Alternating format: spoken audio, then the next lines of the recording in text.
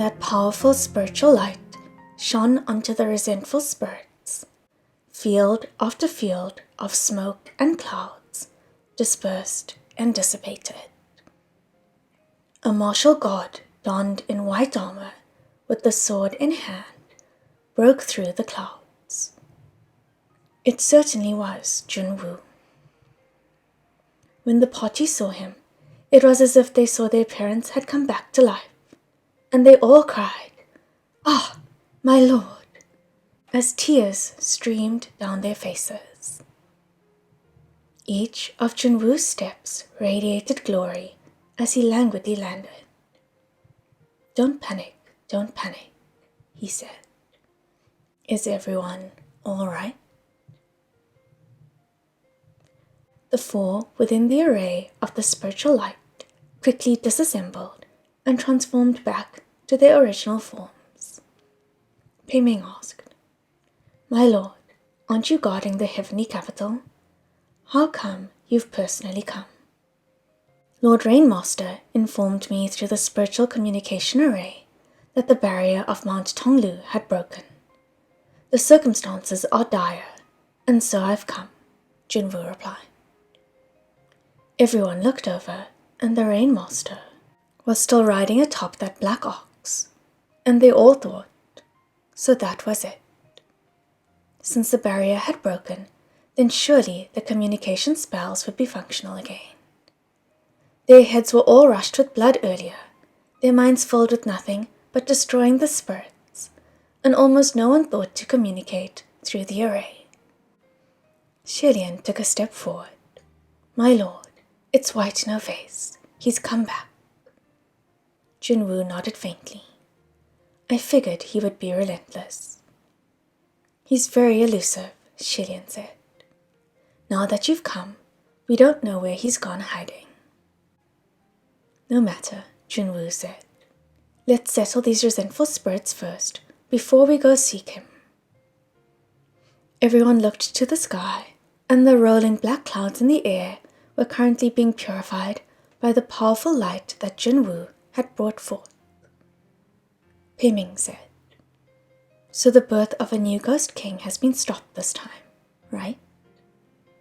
"I guess so," Shilian said. "After all, the one who broke through the kiln wasn't anyone but this." Everyone's eyes moved uniformly to the side. After Shilian had stopped controlling it, that giant divine stone statue was still obediently lying on the ground. A gigantic, exquisitely sculpted thing. Now that it had fallen down, it also looked like a small mountain. Shilian stood near it and raised a hand to pet its cheek. Then he turned to Hua Cheng. "Sanlang, what should we do with it?" Hua Cheng had looked thoughtful, and when he heard the question, he snapped out of it. "There's no need for Gurkha to worry. Until it's been repaired, let's leave it here for now." "Can it be repaired?" Shilian asked. "Of course, as long as there's the stones of the kiln," Hua Cheng said. "I will have it repaired for sure, and I will have it stand once again." "Then let's leave it for now," Shilian said. "The volcano over by the kiln is still erupting. Who knows when it'll be safe again?" Right then, the resentful spirits swirling in the air suddenly shrieked and transformed into a tornado, charging towards somewhere. For a moment, no one could tell what had happened, but when they looked closely, they saw the place that the spirits were rushing to was that divine temple of Wuyang in the underground. Originally, those creatures had nowhere to hide under the powerful glaring rays and would disperse sooner or later. But after such a large number of resentful spirits poured into that underground temple, it was as if they were completely sucked clean, completely vanished. Mu Qing was dumbfounded. What's going on? Shilian felt dread and exclaimed, "It's White No Face. He's drawn a distance shortening array and sent those resentful spirits away." Jun Wu swept his hand and threw off the roof of that temple, and a large piece of ground was peeled away too. However, other than that giant array that was just drawn inside, there was nothing else. Just what is he planning? Fengxin exclaimed. Where did he connect the array to? Where has he sent them? If this was the past, then this would be when Lingwen entered the picture. It wouldn't have taken more than half an instant's time for the palace of Lingwen to report all the locations. Yet now, who knew which civil guards had taken over the position temporarily? But right when they were needed, not a single person could be found. Fengxin cursed in outrage. And they usually blow themselves to the skies fighting to show off. Now that it's time to show what they've got, where the hell have they all gone? I'll never say the palace of Lingwen is inefficient ever again. Just then, Hua Cheng's voice came. At the royal capital. Everyone turned to him just as he dropped 2 long and slender fingers from his temple. He sent those creatures to a number of different fortress cities. So far, only the royal capital is a definite target, since the essence of evil there has suddenly spiked. The civil guards of the heavenly court were useless, and they had to rely on the head honcho of the ghost realm to determine the location of escaped evil beings. Many of the heavenly officials present couldn't help but feel ashamed. However, because the situation was dire, the sense of shame went away pretty fast. Mu Cheng spoke up. We know very well what the white-clothed calamity is planning. Of course he'd send those creatures where there's the most people. Once the human-faced disease explodes, it'll spread quickly, and the royal capital is the most populated. Of course, he wouldn't let it go. Pei Ming also piped up. Let's take care of this quickly. No time to waste. Otherwise, if we delay for too long, things will get ugly. The temporary civil guards were also making Jun Wu speechless with a headache, and he turned to Hua Cheng. Has this good sir found out the exact locations of any of the other fortress cities? They're currently being located. It won't take long. Yin Yu, you take over, Hua Cheng commanded. Yes, sir, Yin Yu quickly acknowledged. He had been banished by Jun Wu in the past, and while Jun Wu was only doing his duty, when he saw Jun Wu, he couldn't help but feel nervous. After communicating with the subordinates on the Ghost City side for a moment, Yin Yu prudently reported the general directions. 300 miles south, 270 miles north. Jun Wu turned to Fengxin. Nanyang, you take the south. Fengxin didn't instantly acknowledge the order and hesitated for a moment. Xilian figured it was because he wanted to search for Jianlan and Cuocuo, and was just about to speak when Fengxin answered and walked away to draw an array for himself. Pei Ming spoke up knowingly. I'll take the north. Naturally, Jun Wu replied. Pei Ming nodded, turned around, and walked away. But after a few steps, Pei Su came following after him. He looked back. Your wounds aren't healed yet, and the poison hasn't been cleaned out. Stay with Lord Rainmaster for now. Pei Su was puzzled. General, I'm not poisoned. Pei Ming patted his shoulder sympathetically. Your broken phrases haven't healed yet, and you say you're not poisoned. Then he inclined his head slightly, bowing to the Rainmaster in courtesy before leaving on his own. Jun Wu continued. Qi Ying, why don't you go to the west? Remember not to cause. However, Chuan Yi Zhen was confused. Why am I going to the west? Just what exactly are we doing now? No one could blame him for not knowing what was going on. Perhaps he was confused the entire way. Why was he beaten? Why was he buried inside a wall? Why was he turned into a Dharma doll? And why did he have to turn into a sword too? There was not a single point where he'd figured out what was happening. Seeing this, Yin Yu sighed. I'll take him. I'll tell him on the way. There was probably no one with the patience to tell him anyway. Okay, Chuan Yijin said enthusiastically. Mu Qing waited and waited, but his turn never came, and he couldn't help but ask, My lord, what about me? Jun Wu looked him over and said, Xuanzhen, have you forgotten something? Mu Qing was confused. What? You're currently under detention, Jun Wu said. Mu Qing's face immediately fell. He really did forget about this. And not just him. Almost everyone had forgotten that Mu Qing had escaped the heavenly court under the suspicion of creating the fetus spirit using wicked spells. And that suspicion hadn't yet cleared. You don't have to get involved. Head back to the heavenly court. We'll be reinstated. My lord, it really wasn't me, Mu Qing cried. Once we get to the bottom of the affair and the truth is revealed, you will naturally be released, Jun Wu said.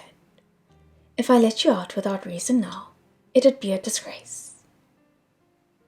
Mu Qing felt horribly aggrieved, but at the same time, there was nothing he could do. He could only quietly acknowledge, Yes, sir. Seeing Mu Qing so tormented, Hua Cheng laughed out loud, unkindly, without holding back. Mu Qing gave him a look, then glanced at Xilian, who was beside him. He must have thought of something, and his face grew darker by the minute. As for the rest, the Rainmaster was no martial god, so she didn't try to act tough.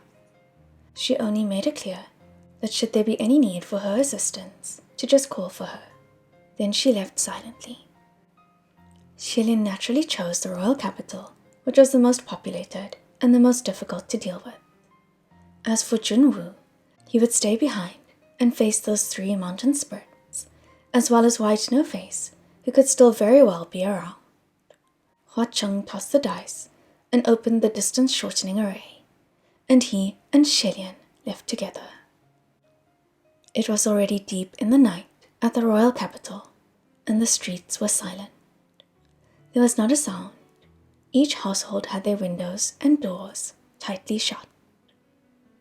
Xilian and Hua Cheng flashed out from one of the alleyways and started searching for inhuman creatures as they speed-walked. After a few steps, Xilian raised 2 fingers and pressed them against his temple, activating the communication array, whispering, My lord. What is it, Shenle? Jun Wu answered. Have you reached the royal capital? We've arrived.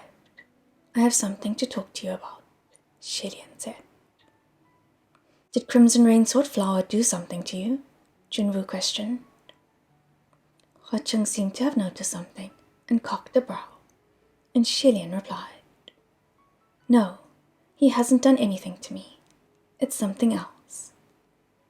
The situation earlier was too urgent, and I didn't have the chance to speak. He turned serious. My lord, do you still remember my master? Hearing him ask about this person, Jun Wu seemed to be slightly taken aback. A moment later, he replied, Are you talking about the Guoshi of Shenle back then? Yes, Xilian said. You must have come in contact with him quite a bit in the past. Have you noticed anything strange or unusual about him? All ceremonies and services in the kingdom of Shenle were conducted solely by the Guoshi, and the Guoshi were the bridge that connected the mortals to the gods. After a moment of silence, Jun Wu replied, Yes. Xilian held his breath. How was he strange? Shenle, do you really want to hear this? Jun Wu asked. Yes, Xilian said. Even if you'd become disappointed after you've heard? Jun Wu asked. Xilian glanced at Hua Cheng. Yes. It was a good while before Jun Wu said slowly, That master of yours, to be the Guoshi of Shenle, was a gross oppression of his talents. His knowledge and skills are far beyond your imagination. Xilian quietly listened. The next words made his heart sink. Jun Wu continued. I believe the true number of years that the Guoshi has passed in this world is no less than mine, perhaps even greater than mine. Xilian was speechless. A part of his conjecture had been verified. If Guoshi truly lived in this world for longer than Jun Wu, then the possibility that he was one of the 4 guardians of the Crown Prince of Wuyang was even greater. Xilian couldn't help but ask, how come you've never told me this before? Because for a long time I couldn't be sure, Jun Wu said. Then how did you confirm this? Xilian asked. After Shenle had fallen, I found him and neutralized him. But now it seems, in the end, he still escaped. That there could be someone other than White No Face who could escape from Jun Wu's hands. Xilian had always thought the Guoshi had fled during the chaos of war, but he hadn't thought that it was Jun Wu who personally went to do him in. Then why did you need to neutralize him? Xilian asked. And why didn't you tell me after you had verified it? Your 2 questions are actually only 1 question, Jun Wu said. What? Xilian asked. If I had told you, perhaps you would feel disappointed when you heard it, Jun Wu said. But perhaps the you of now can withstand feeling disappointed in others. Xilian's heart was thumping faster and faster. He unconsciously clutched one of Hua Cheng's hands tight. Hua Cheng's other hand came to cover the back of his own. On the other hand, Jun Wu said, because I discovered that he seemed to want to awaken something within you.